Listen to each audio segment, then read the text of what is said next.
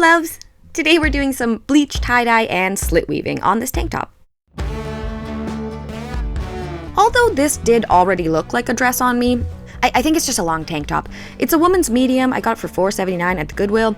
It fits so long because I'm short and it's old, but you should choose a top that is a little bit big or is very stretchy because it will get much tighter with the weaving. I did manage to make it a little bit longer though and got a few more inches of length by the end of the tutorial, so it did cover my butt.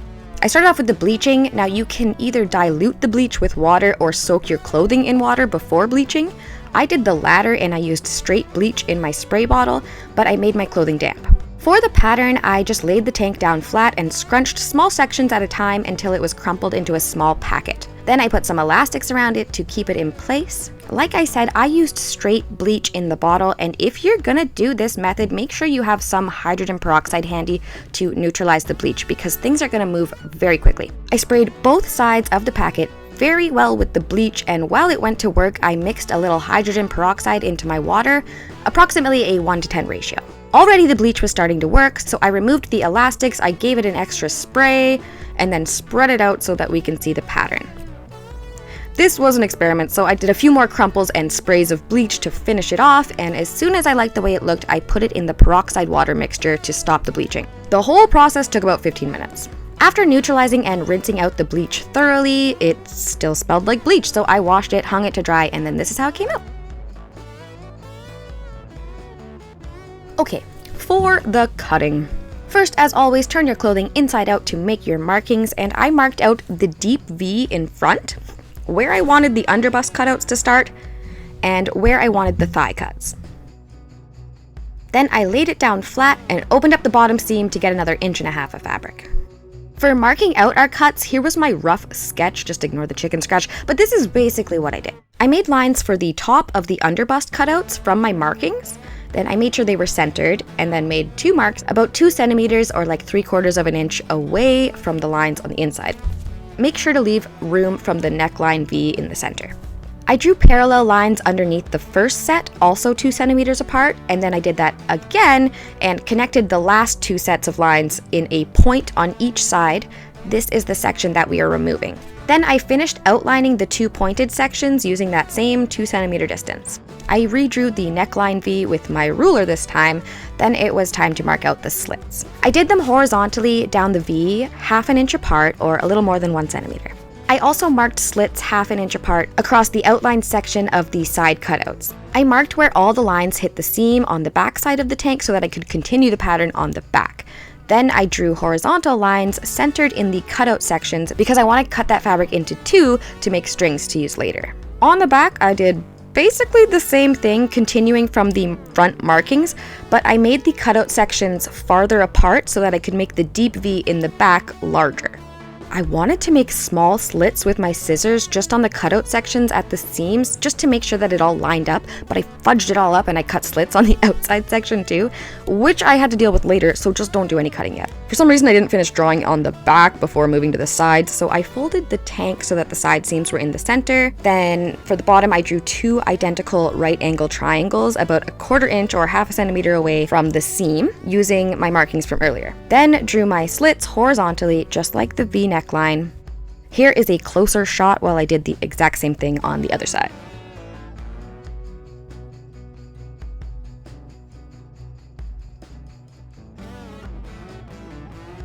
Then I finally finished the V in the back, which I made go almost halfway down the tank.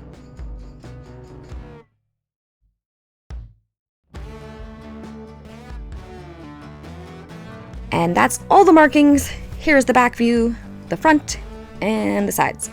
The next step is the cutting, which was pretty tedious. It took me almost 40 minutes. I started with the side cutouts, but slipped a cutting mat inside first. You can use cardboard or a magazine, it just makes things easier. I cut the side cutout sections into 2 strips of fabric, and then I pulled them apart at the seam and stretched them, keeping them for later. Then I drew a very tiny border around that cutout just as a guide so that I wouldn't cut right through it when I did the slits. Then I carefully cut along all the slit marks, but I had to cut them very, very small in the sections that I fudged up earlier, which you shouldn't have to deal with at all. Just make sure you leave some space between the edge of the fabric and your slits. After cutting my slits, I always stretch them, just don't rip the fabric. I recently got these sewing clips and they are so helpful, especially to hold down edges that are curling. So then I cut all the horizontal slits on the bottom, making sure not to cut the side seams when doing the right angle triangles. I flipped it over, did the same thing on the other side. And for the V's, I just made sure that they were folded perfectly down the middle, and then I cut both sides of each V together on top of the mat just to save time. I made sure everything was stretched out and that the tank was flipped back inside in. And this is what it looked like before weaving.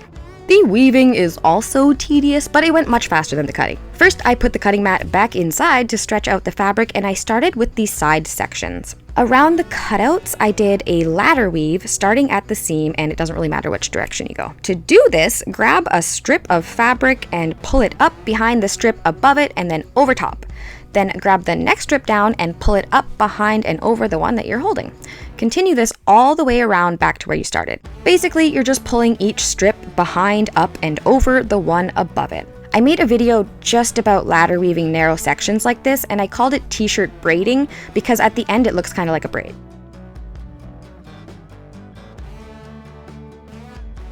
To tie it off, I used a small piece of string that we made earlier to tie the last strips together on the inside so that you won't see the knot.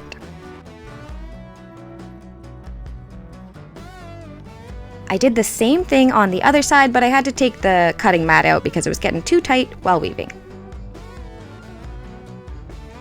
Alright, next I did the bottom triangles, and I also did a ladder weave down each side by grabbing the second strand, pulling it up and over the first, then you take the third strand and you pull it up behind and over the second, and you just continue that down to the bottom.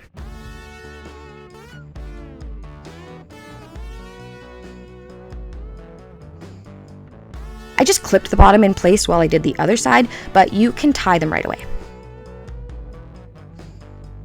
To tie this part, I cut the bottom strand in half and tied each side tightly to the string above it. I left the ends long and split them at the bottom because I want to add some small beads later. Once again, I did the exact same thing on the other side. Now, for the front neckline, I started again with the ladder weave, but I used a piece of string to anchor the bottom in place temporarily while I continued weaving. After the ladder weave, I did a crisscross technique by grabbing the second strand, pulling it up behind and over the first, but also twisting it to create a loop. Then I skipped the next two strands and grabbed the next one down, which was the fifth strand, pulled it up through the loop that I created with the second, and twisted it to create another loop. Then I went back and pulled the fourth one through, twisted it, making a loop, then finally pulled the third strand up through the loop and twisted. After that, it was getting too tight, so I just did the twisted weave all the way down, which is the same as the ladder weave, just with twisting each piece to make a loop. I'll be sure to link more in-depth videos on each technique in the description and on screen if any of this is confusing, because I'm going through it pretty quick. My head obscured the view a lot while doing these parts because it was really tiny and really difficult, but I just wove down as far as I could, and then I tied the bottom with a long piece of string from earlier, and then I split the ends for beads. For the back V, I did basically the same thing. One row of ladder weaving, but for the second pass, I did the crisscross pattern twice because I had more room.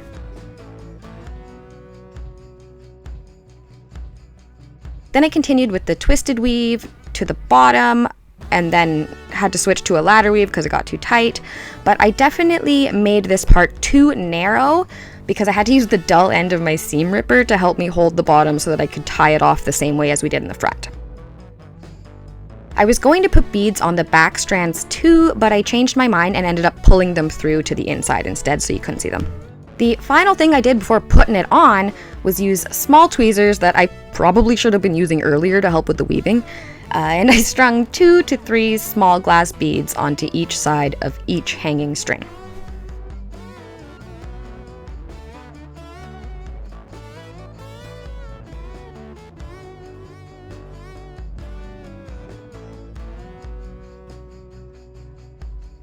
So finally I put the dress on and I liked the way it looked, but I had 4 small pieces of string left, so I used them to make a pattern in the cutouts. Starting on one side, I tied a string to the braided part of the cutout on the top and bottom near the center, making sure that the knots were hidden inside.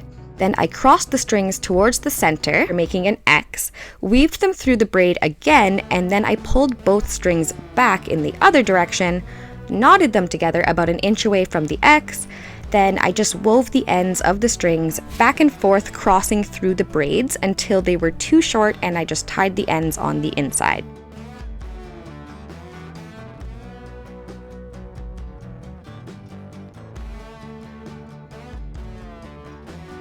I repeated that random pattern with some difficulty on the other side, but I think it turned out fairly symmetrical.